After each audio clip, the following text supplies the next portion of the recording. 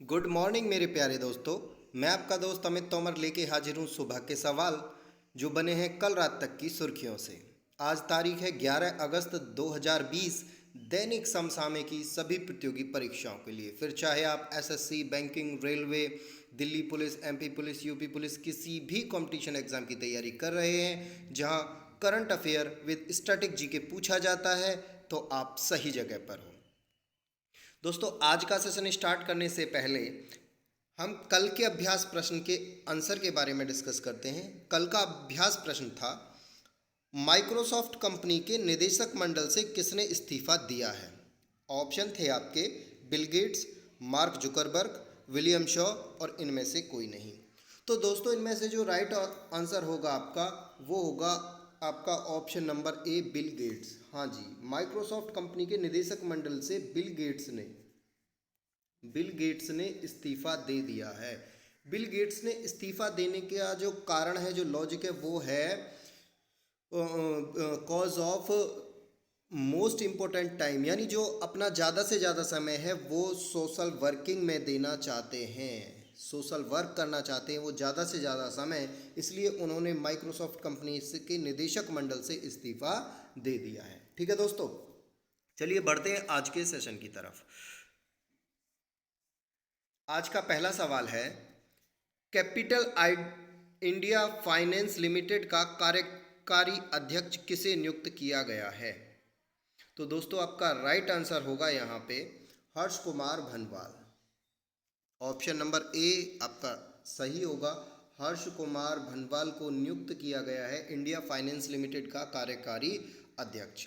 क्या है पूरी खबर, आइए समझते हैं विस्तार से।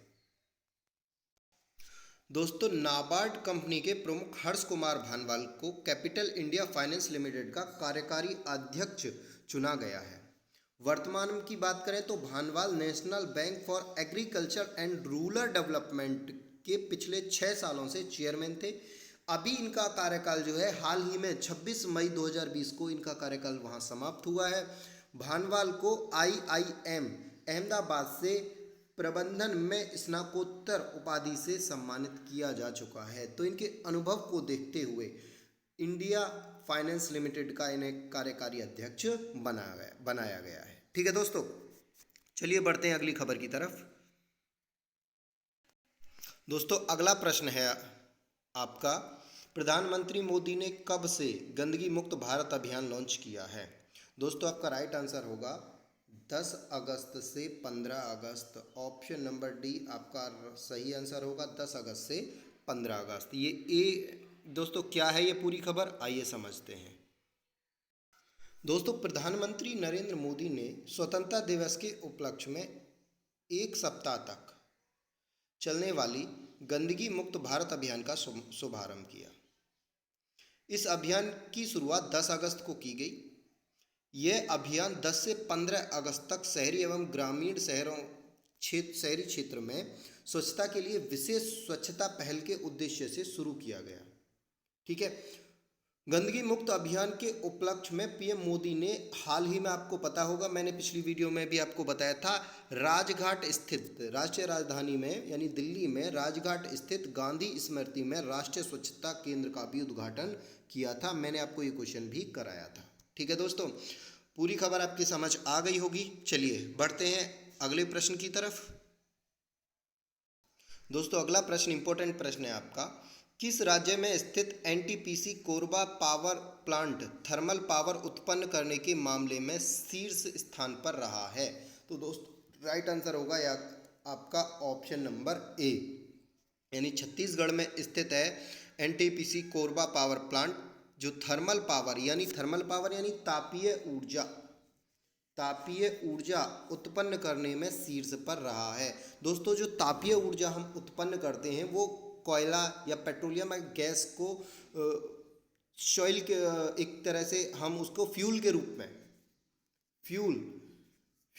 में यूज़ करते हैं और उससे हम कोयले से ऊर्जा उत्पन्न करते हैं। और भारत में के अभी की बात करूं तो लगभग 64% जो ऊर्जा उत्पन्न की जाती है, यानी जो करंट उत्पन्न किया जाता है, वो थर्मल पावर प्लांट से ही उत्पन्न किया जाता है। ठीक है दोस्तों, और थर्मल पावर प्लांट में भी जो हम सबसे ज़्यादा यूज़ करते हैं, तो हम लगभग 85% कोयला यूज़ करते हैं मेरे प्यारे दोस्तों। अगर आपको ये पूरी कहानी समझनी है तो किसी दिन हम क्लास लेके आएंगे, पूरा ये थर्मल पावर प्लांट क्या होते हैं, कैसे होता है, कहाँ सबसे बड़ा है, कहाँ सबसे छोटा है, वो सारी चीज़ें हम लेके आएंगे। इसके बारे में और थोड़ा सा जानते हैं, आइए दोस्तों। छत्तीसगढ़ राज्य में स्थित NTPC Korba power plant thermal power उत्पन्न करने की क्षमता के मामले में शीर्ष स्थान पर रहा है। यह पावर प्लांट 26 मेगावाट एनर्जी उत्पन्न करता है। दोस्तों देखिए, 26 मेगावाट एनर्जी उत्पन्न करता है, इसका मतलब ये नहीं है कि ये सबसे बड़ा है ना, इसका मतलब ये है कि इसने जो इस वर्ष, ये जो पिछला वर्ष गया है, इसने जो सबसे ज़्यादा यूनिट एनर्जी उत्पन्न की है, सबसे ज़्यादा यूनिट में, ठीक है। राष्ट्रीय ताप विद्युत निगम लिमिटेड एनटीपीसी ने वित्त वर्ष में 100 बिलियन से अधिक यूनिट प्राप्त की हैं, यानी इसने 100 बिलियन से अधिक यूनिट जो ऊर्जा है वो पैदा की है, जनरेट की है। आप जानते हो एनटीपीसी की जो स्थापना की गई थी वो 1975 में की गई थी, मुख्यालय नई दिल्ली, और जो इसके वर्तमान अध्यक्ष हैं वो हैं गुरदीप सिंह। दोस्तों यहाँ मैं आपको एक बात बताना चाहूँगा कि जो सबसे बड़ा जो थर्मल पावर प्लांट है वो है आपका एमपी में। सबसे बड़ा, भारत का सबसे बड़ा जो थर्मल पावर प्लांट है वो है आपका हमारा एमपी में, और एमपी में उस थर्मल पावर प्लांट का नाम है Vindhyachal.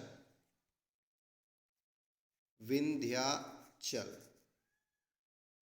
Vindhyachal thermal power plant, जिसकी जो क्षमता है वो 4760 मेगावाट बिजली उत्पन्न करता है। ये भारत का सबसे बड़ा थर्मल प्लांट है, ठीक है दोस्तों। चलिए बढ़ते हैं अगले प्रश्न की तरफ। दोस्तों अगला प्रश्न है आपका, किस राज्य सरकार ने किसानों के लिए कश्यू इंडिया मोबाइल एप्लीकेशन लॉन्च किया है? दोस्तों आपका जो राइट आंसर होगा वो होगा कर्नाटक सरकार ने किसानों के लिए कश्यू इंडिया मोबाइल ऐप लॉन्च किया है। इस ऐप से दोस्तों होगा क्या, इस ऐप के माध्यम से किसान अपनी फसल का मूल्य अपने घर से पता कर सकता है, और कहाँ उस और मूल्य पता कर सकता है, इवन किस फसल का बीज कहाँ अवेलेबल है, कहाँ नहीं है, ये सारी चीज़ें पता कर सकता है। अपने फसल के पैसे आए हैं या नहीं आए हैं ये पता कर सकता है, यानी सारी चीज़ें अपने घर बैठे ही किसान पता कर सकता है। ये इस एप्लीकेशन के फ़ायदे हैं। एक तरह से अच्छी पहल हम कह सकते हैं इसको कर्नाटक सरकार की, ठीक है दोस्तों। चलिए बढ़ते हैं अगले प्रश्न की तरफ। और अगला प्रश्न है दोस्तों, बहुत ही इंपॉर्टेंट प्रश्न है, और आगामी किसी ना किसी एग्जाम में ये प्रश्न आपको देखने को अवश्य मिलेगा।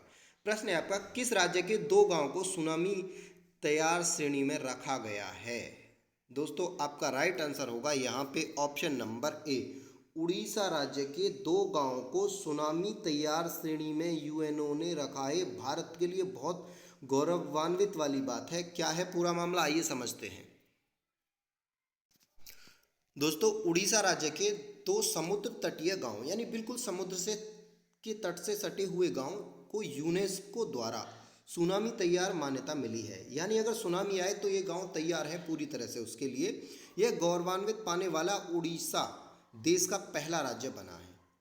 उड़ीसा के जगत सिंहपुर जिले के नोलिया शाही गांव और गंजाम जिले के वेंकुट रायपुर गांव को सुनामी तैयार गांव की सूची में शामिल किया गया है। आपको याद रखना है, एक तो जगत सिंहपुर जिले का नोलिया शाही गांव है, और एक गंजाम जिले का वेंकुट रायपुर गांव है। ये 2 गांव हैं जो यूनेस्को के द्वारा सुनामी तैयार सूची में शामिल किए गए हैं, ठीक है दोस्तों।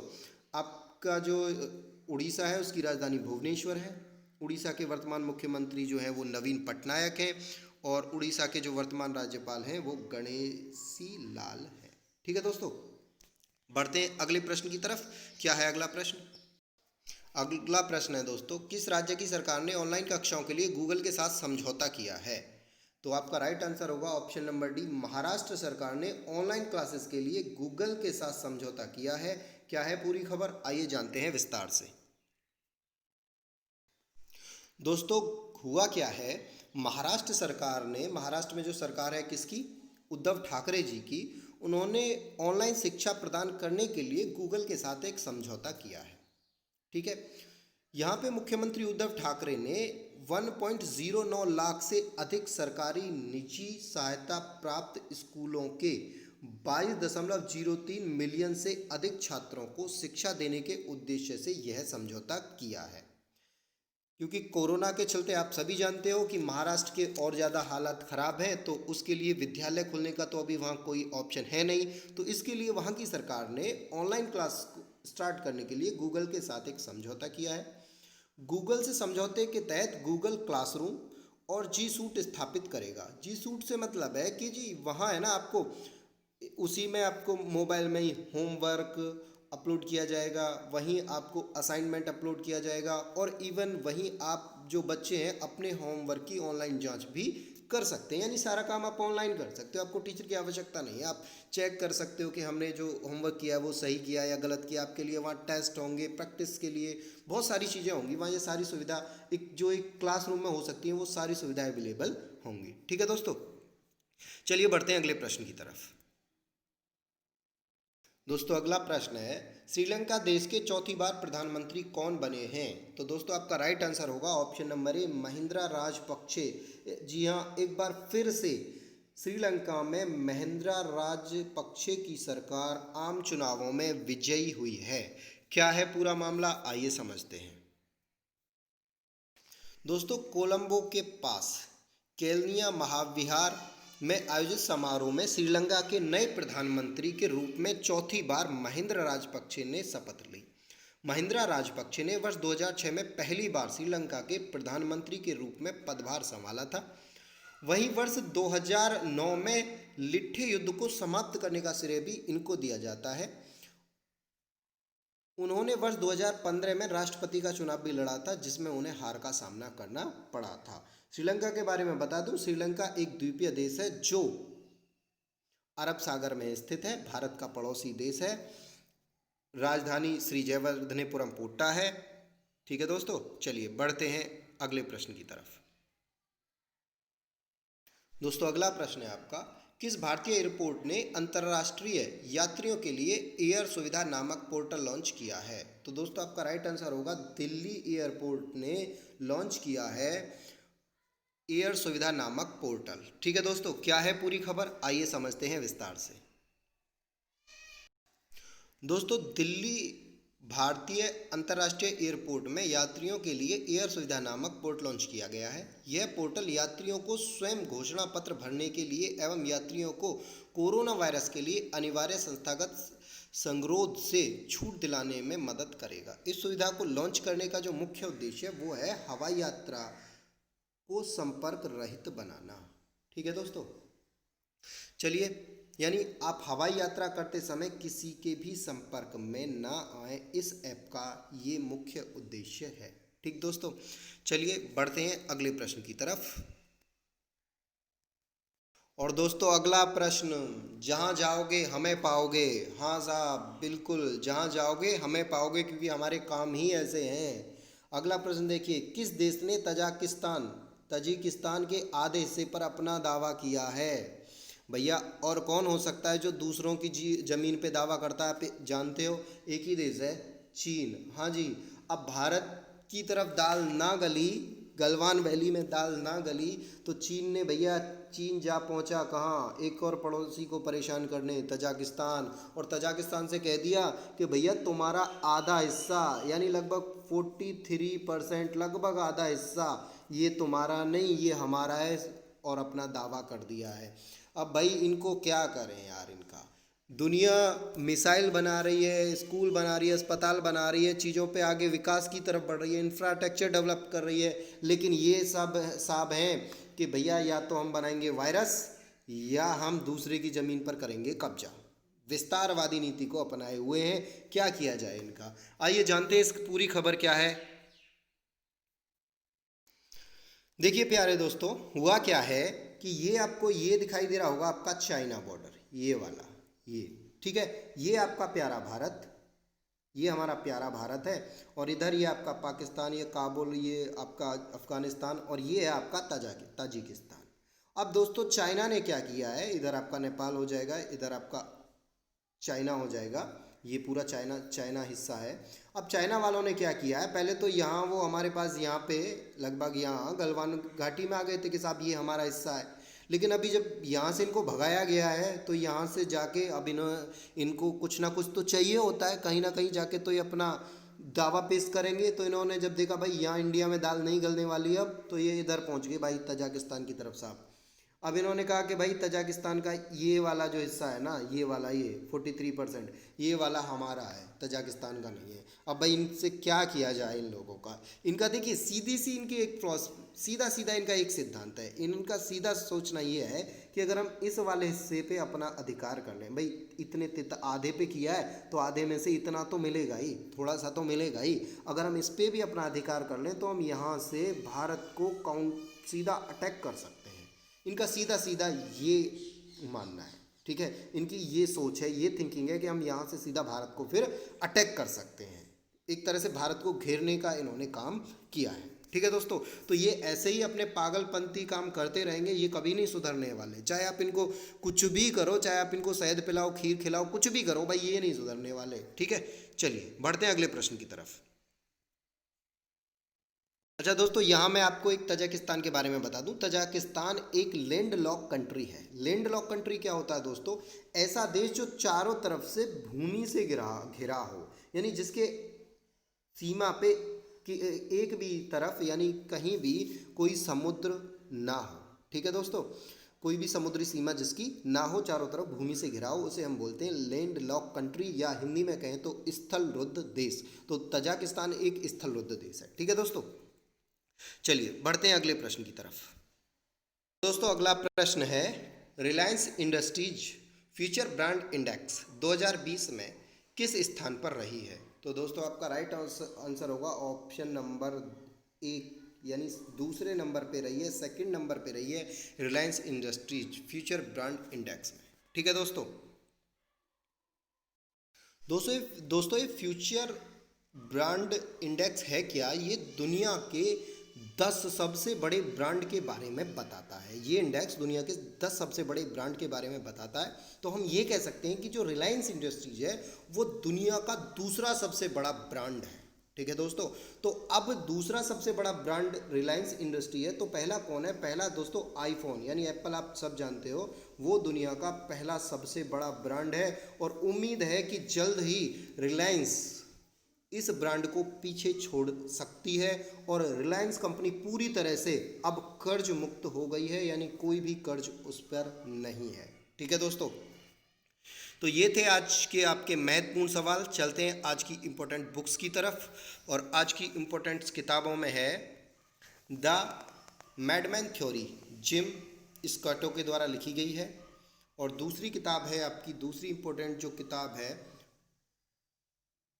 वो है आपकी caste the origin of our discontents, ये लिखी गई है इसाबेल विल्करसन, ठीक है दोस्तों। ये दो महत्वपूर्ण आपकी किताबें हैं। चलिए अब बढ़ते हैं आपके आज के अभ्यास प्रश्न की तरफ। आज का अभ्यास प्रश्न है आपका, रणजी ट्रॉफी 2019-20 का खिताब किसने जीता है।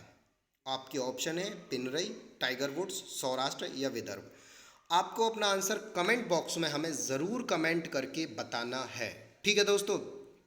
तो अगर आपको यह सेशन पसंद आया हो तो आप इसे अपने दोस्तों के साथ शेयर करना ना भूलें। मैं आपके लिए डेली ऐसे ही करंट की वीडियो लाता रहूँगा। चलिए मिलते हैं कल की क्लास में, तब तक के लिए घर पे रहिए, सुरक्षित रहिए।